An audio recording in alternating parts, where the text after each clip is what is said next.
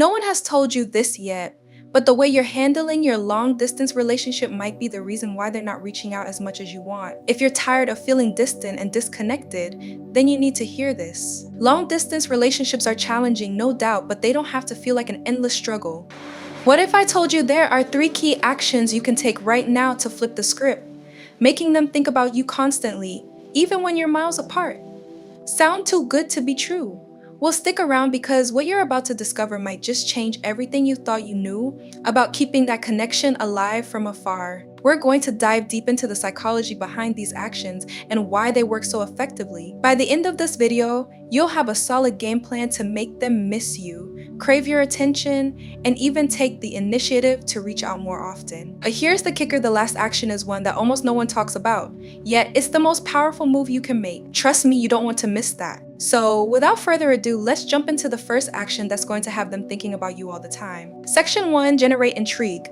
Alright, let's kick things off with something that's probably going to feel a little uncomfortable at first. Stop being so available. Now, before you start thinking, wait, isn't being present the whole point of a relationship? Hear me out. When you're constantly available, texting back instantly, always being the first to initiate conversations, you're not giving them any space to actually miss you. You're making it too easy, and where's the fun in that? Think about it like this. Remember that movie or book that left you hanging with the cliffhanger? You couldn't stop thinking about what was going to happen next, right?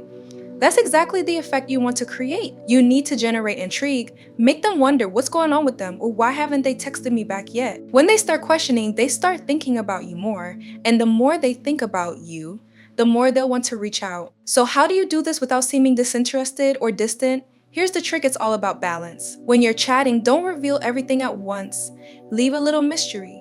For example, if they ask about your day, give them a taste, but don't serve the full course. Say something like, "Oh, I had the most interesting encounter today, but I'll have to tell you about it later." Now they're hooked. They'll be thinking about that until you finally spill the beans. Another effective strategy: end conversations on an intriguing note. Let's say you're having a great conversation and it's flowing naturally. Instead of dragging it on until you both run out of things to say, cut it short with a cliffhanger. Something like, "I've got the craziest story to tell you, but I have to run now. Remind me to share it next time." You've just planted a seed in their mind. They'll be curious, eager, and guess what? They'll likely be the ones who reach out first next time. It's about creating that desire that itch they can't quite scratch without you. But remember, generating intrigue doesn't mean playing games or being manipulative. It's about giving the relationship some breathing room, letting anticipation build naturally. They'll appreciate the time you do spend together even more because they're not taking it for granted. Section 2, build an emotional connection. Moving on to the second action, which is where we get into the real heart of things, building an emotional connection. Let me tell you, this is where the magic happens.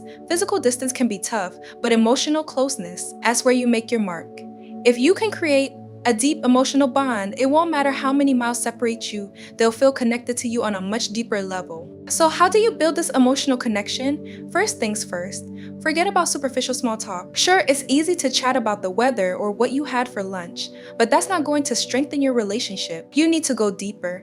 Start sharing stories that reveal who you really are: your hopes, your dreams, your fears. When you open up and show vulnerability, it invites them to do the same, and that's how real connections are made. Let's say, for example, you've got a dream of traveling to a particular place, but you've never told anyone because it feels too personal, or maybe even a little silly. Share that with them. Or maybe there's a challenge you faced that shaped who you are today. Don't be afraid to let them in on that part of your life. When you open up, they'll see the real you, and that's irresistible. It's no longer just about casual chatting, it's about sharing experiences, building trust, and creating a bond that's hard to break. But emotional connection isn't just about deep conversations. It's also about creating shared experiences even when you're far apart. Here's a fun idea: find a series or movie you both like and watch it together even if you're not in the same room. Sync up your screens and watch at the same time. Now you've got something to discuss, laugh about, and bond over, just like you would if you were sitting side by side. Another powerful way to build that connection is through music or memories. Maybe there's a song that reminds you of them, or a moment you both shared that makes you smile. Send them that song or drop a message saying, "Remember that time we did exercise?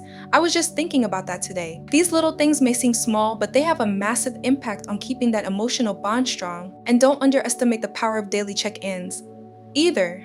I'm not talking about endless texting back and forth all day. Instead, focus on quality communication. Share details about your day, not just the highlights. What made you smile today? What frustrated you? These tiny glimpses into each other's daily lives help to keep the relationship feeling real and grounded. It's like you're living your lives together, even when you're apart. Section 3. Plan a future together. Now, let's talk about the final and most crucial action: planning a future together. This is the action that often gets overlooked, but it's absolutely essential if you want to keep the relationship alive and thriving over long distances. Here's why. When you're apart, it's easy to get stuck in the day-to-day of missing each other and lose sight of the bigger picture. But when you have a shared vision of the future, something you're both looking forward to, it changes everything. Start talking about the things you'll do together when you finally reunite.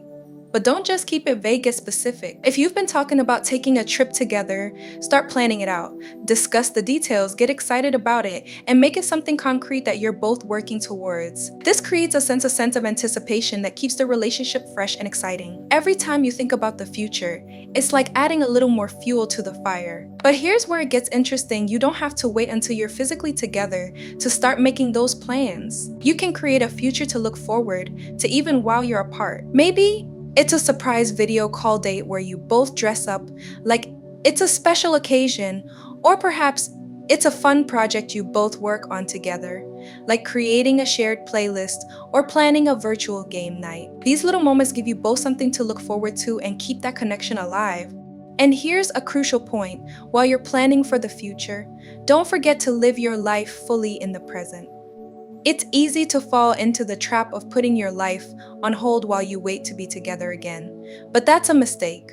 You need to continue pursuing your own passions, hanging out with friends, and living your best life. When you do this, you bring fresh energy and stories into the relationship, and that's incredibly attractive. It shows that you're independent, confident, and living a life that's worth sharing. Remember, planning for the future is about more than just logistics. It's about creating a shared dream, something that ties you together even when you're apart. And when you talk about these future plans, get creative. Maybe it's something small like a surprise care package you're going to send. Or maybe it's something big like a long-term goal you're both working towards. Whatever it is, make it meaningful and something you're both genuinely excited about. And this is important, don't get so caught up in future plans that you forget to enjoy the now. Balance is key.